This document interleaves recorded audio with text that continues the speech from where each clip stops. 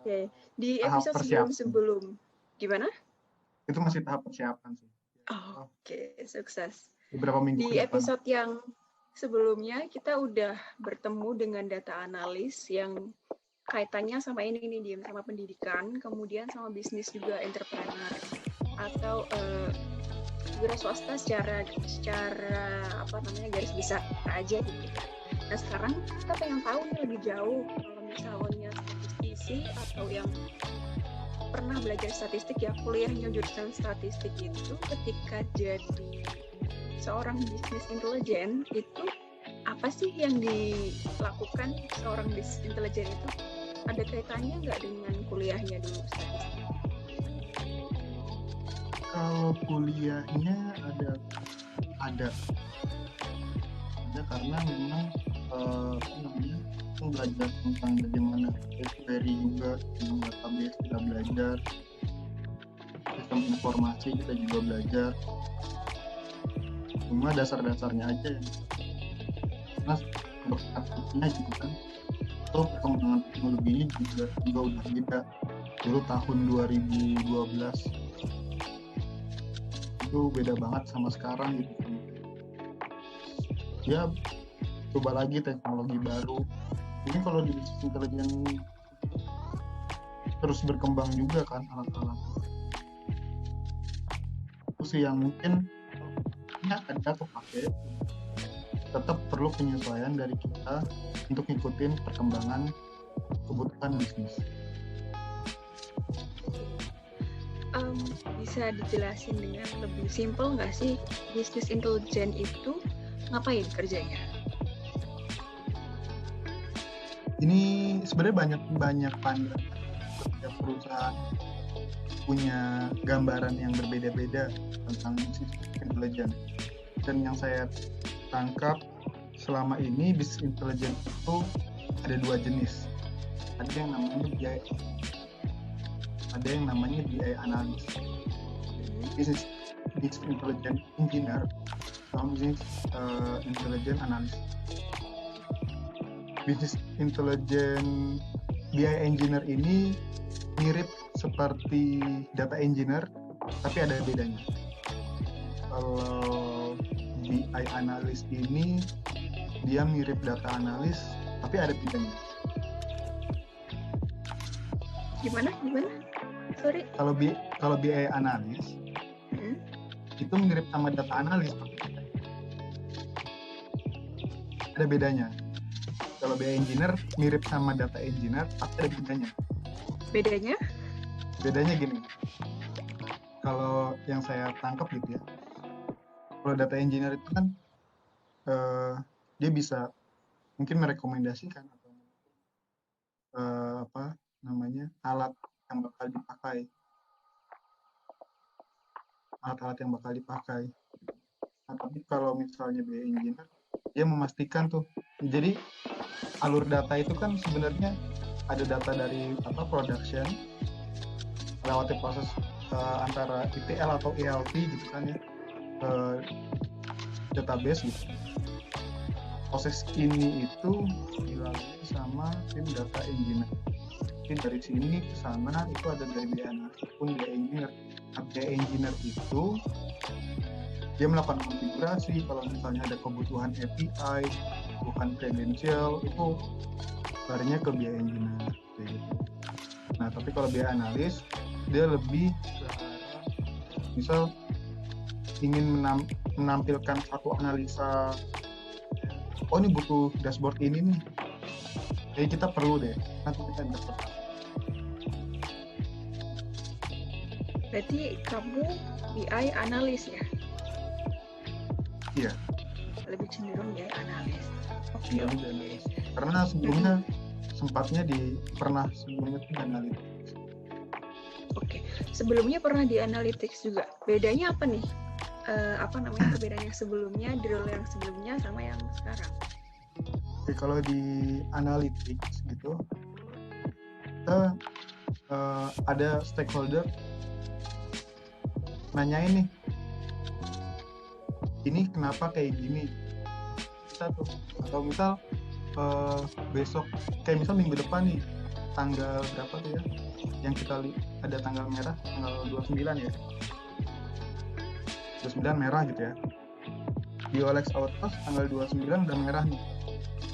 Kira-kira kita nih bakal transaksinya menurun atau naik? Karena kan libur tuh di hari Kamis. Jumat kemungkinan orang cuti. Nah, kalau kemungkinan terus untuk mencapai target di bulan Oktober akan seperti apa? Gitu. Karena itu kan udah terus untuk mencapai target di bulan Oktober akan seperti apa? Gitu. Karena itu kan udah mau di ending kan? Atau misal ini bakal naik. Kalau naik seberapa? Nah, itu dari analytics kayak gitu. Kalau di yang BI. Yang baru? Nah, kalau yang baru ini kayak misalnya saya sekarang lagi coba konsolidasi sama tim finance dan tim produk gitu untuk penyesuaian satu alat yang kita pakai dan kita mau ganti itu. Jadi alat pelaporan itu kita mau replace lah gitu. Dari sini ke sini. Cuma konsekuensinya apa itu kita pertimbangin. Jadi dari saya sendiri gitu, tanya ke finance, tanya ke produk. Ke produk bisa nggak sih ini finance? Terus finance yang dibutuhin apa aja sih? Kenapa itu butuh gitu? Nanti dianalisa, kayaknya ini bagian-bagian yang memang diperlukan sama finance, ini bagian-bagian yang bisa direalisasikan kayak gitu. Selain itu juga kayak mungkin ada update dashboard yang dari automation, misal kan ada email automation, ada juga report gitu, yang kita set penjadwalan lah. Menarik nih, berarti kaitannya statistiknya kan dipakai, tapi di business intelligence kamu tetap butuh ilmu-ilmu yang lain, butuh kolaborasi dengan orang-orang yang lain berarti ya, tim yang lain juga. Iya betul, kalau di analytics juga sebenarnya begitu, cuman mungkin nggak terlalu banyak. Kalau di analytics kami itu nggak kan lebih spesifik, misal ini analytics pegangnya ke departemen tertentu gitu, terfokus ke situ tuh analisanya. Ntar kalau di BI itu lebih luas, lebih general. Berarti ini erat banget kaitannya sama pengambilan keputusan ya, misalnya mau mengeluarkan mekanisme baru, kebijakan baru, atau produk baru, atau segala macam SOP yang baru. Berarti business intelligence ini yang ikut meramu ya? Iya, kita ikut mempersiapkan sih. Jadi kalau kita itu posisinya memberi saran, karena ada fakta seperti ini, kan ada urutan itu tuh hierarki data, yang ada data, terus information, data diolah jadi information kalau didalamin lagi jadi knowledge dalamin lagi jadi yang kayak gitu. Nah, kita itu nggak cuma sekedar ngumpulin buat data itu jadi informasi. Data jadi informasi itu ya cukup di dashboard aja, itu data dan jadi informasi udah, dia nggak jadi knowledge apa-apa. Cuma kita berusaha untuk sampai tingkatan ini akan jadi seperti ini kalau, maka saran kita apa? Oke, ini berarti udah next levelnya ya, karena misalnya kalau kita di data konsultan kan biasanya berhubungan dengan orang yang minta bantuan untuk analisis data kan, jadi lebih banyak misalnya penelitian, terus tolong dong minta bantuan untuk analisis datanya, jadi baru ke taraf informasi kali ya. Atau menurut kamu gimana perbedaan antara ibaratnya kan itu mungkin penelitian atau skripsi dengan yang sekarang kamu hadapin di dunia kerja itu gimana? Jadi kalau misalnya penggunaan statistik sendiri ya, kasih itu kalau menurut sih tergantung kebutuhan. Statistika itu menurut alat sih. Bahkan stakeholder ataupun user lah gitu. Itu mereka nggak perlu tahu dan nggak mau tahu tentang alat itu apa. Selama apa yang kita presentasikan itu masuk akal, asumsi yang dibangun itu sesuai, dan keputusannya itu oh iya salah satu insight yang bagus gitu. Ya itu yang mereka mau gitu. Ini caranya pakai apa, diuji pakai apa, metode apa, itu enggak. Mereka nggak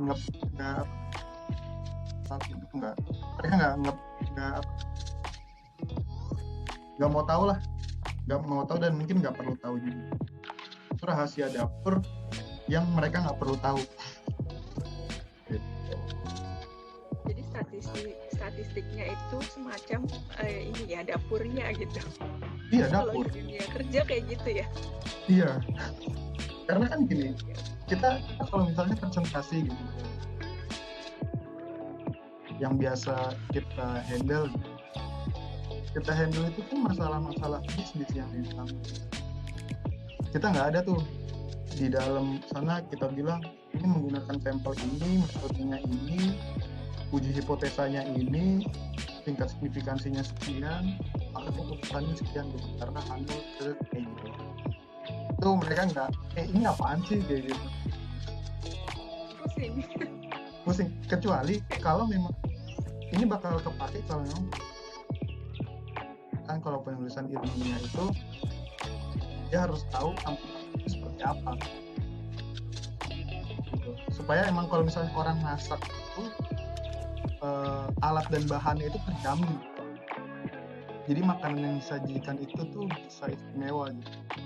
Misalnya ini ada makanan tapi alat dan bahannya sembarangan, kita nggak perlu tahu ke dapur ya kita nggak kayak gitu.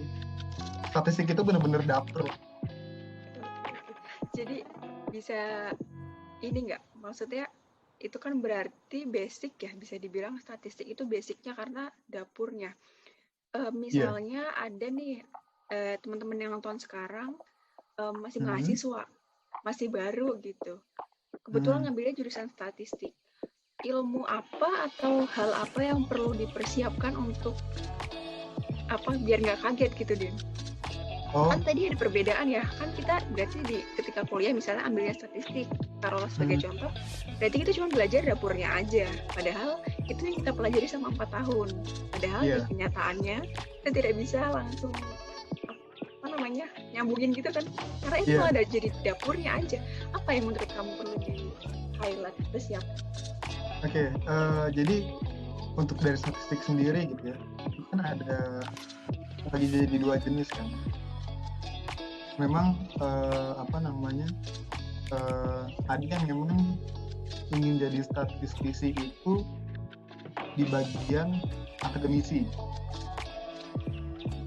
Jadi ingin meneruskan untuk belajar statistika itu. Ada juga yang memang ingin itu dulu, nanti kalau misalnya kesini ya benar, maksudnya ya cukup dengan mempelajari dasar-dasar statistik, ikutin apa yang ada di kuliah, itu udah sejalan lah. Nah, tapi kalau misalnya untuk yang ke bisnis ataupun kebencanaan ataupun aktuaris gitu ya, jadi aktuaris itu kan perlu statistika yang memang dia diimplementasi kan. Nah, karena memang perlu diimplementasi, yang perlu kita pelajarin itu pertama itu ruang lingkupnya. Jadi kalau misalnya bisnis, ya ruang lingkup tentang bisnis itu dipahami, strategi bisnis itu jangan sampai kita analisa terus misalnya tingkat kepercayaannya tuh 99% ini valid lah gitu. Tapi ternyata secara bisnis itu nggak masuk akal,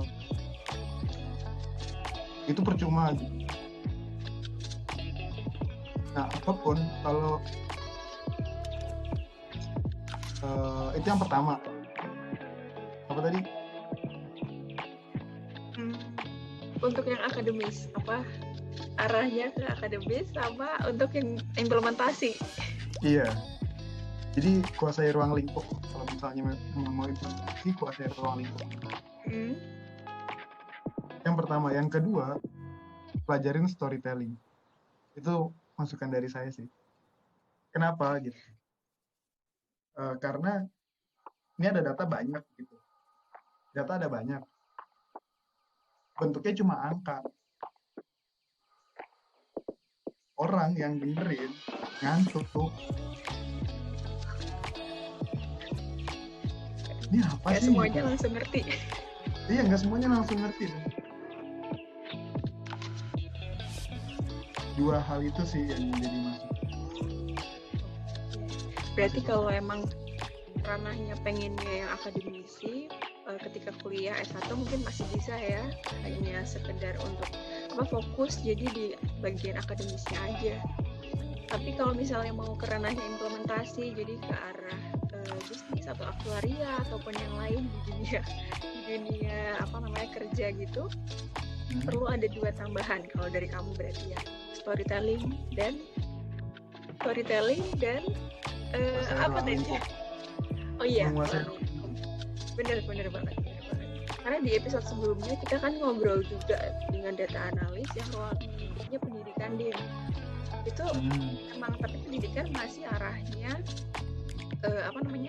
di dalam institusi aja, jadi masih banyak yang terkait dengan penelitian. Implementasinya masih ibaratnya lebih nyata ketika misalnya di sini kita ngobrol tentang dunia bisnis ataupun yang ada di luar sana gitu. Untuk pertanyaan terakhir kayaknya sebelum ditutup, karena ini udah lumayan lama gitu ngobrol ya, bisa diceritain nggak awalnya, agak-agak nggak usah berat-berat jadi udah berat nih bahasannya. Awalnya ketika kamu mengambil statistik itu, apa memang dari awal ingin belajar statistik yang implementasi jadi bisa masuk kemana-mananya, atau gimana ceritanya? Cerita dari awal, iya? Iya. Ya, sebenarnya karena saya penasaran. Yalah, penasaran, orang nggak tahu gitu. Kalau tahu ngapain penasaran gitu. Statistik itu tuh asing lah. Kalau di SMA itu mungkin jarang orang tahu apa itu statistik. Mungkin tahu, cuma nggak familiar lah. Kalau ketemu orang gitu, statistik apa sih? Kalau dijelasin itu BPS, oh iya tahu gitu.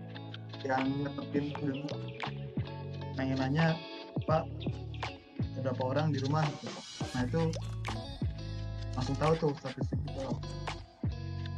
Cuma dari awal emang penasaran aja statistik itu sebenarnya gimana sih. Dan kebetulan setelah menjalani masa kuliah itu ada ketertarikan untuk mengimplementasi satu materi yang paling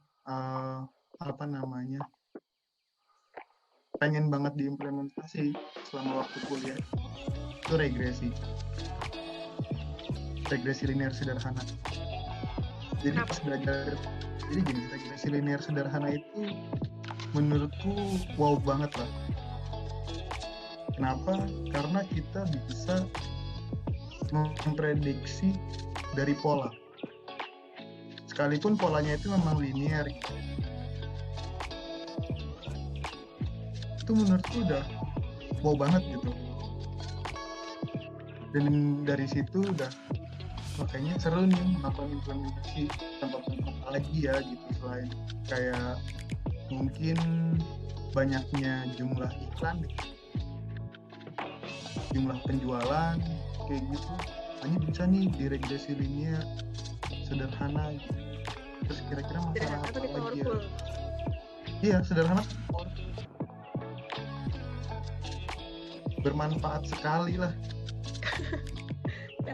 Karena ketemu dengan itu, jadi kamu juga jadi tertarik ya ke arahnya statistik yang implementasi. Gimana sekarang yang pada masa sekarang ya kamu berkecimpung di situ jadinya ya Dim ya. Iya. Oke. Pertanyaan terakhir yang aku sering tanyain juga, aku sering tanyain ke narasumber yang ada di sesi Dialog with Data Analyst ini. Kira-kira kalau kamu disuruh merekomendasikan ke orang lain, apa akan merekomendasikan untuk belajar statistik? Dan pertanyaan kedua ini sekalian aja ya, karena waktu sudah sebentar lagi ya. Kalau kamu disuruh bisa mengulang waktu, apakah akan memilih statistik? Kalau suruh ngulang waktu, statistik. Dua.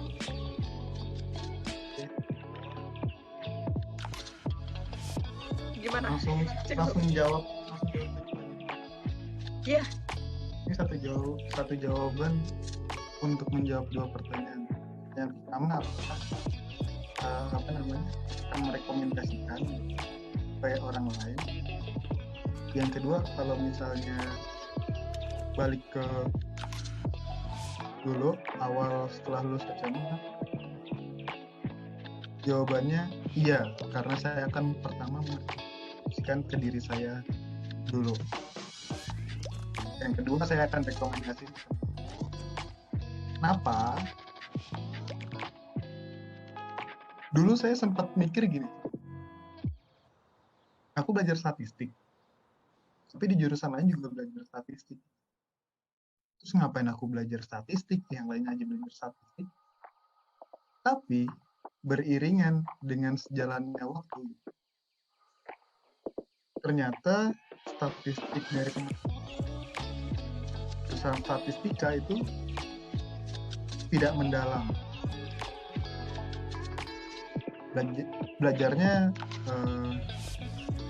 cukup di ranah kayak deskriptif apa, didalemin ke masing-masing, diferensi sendiri. Paling belajarnya distribusi juga normal.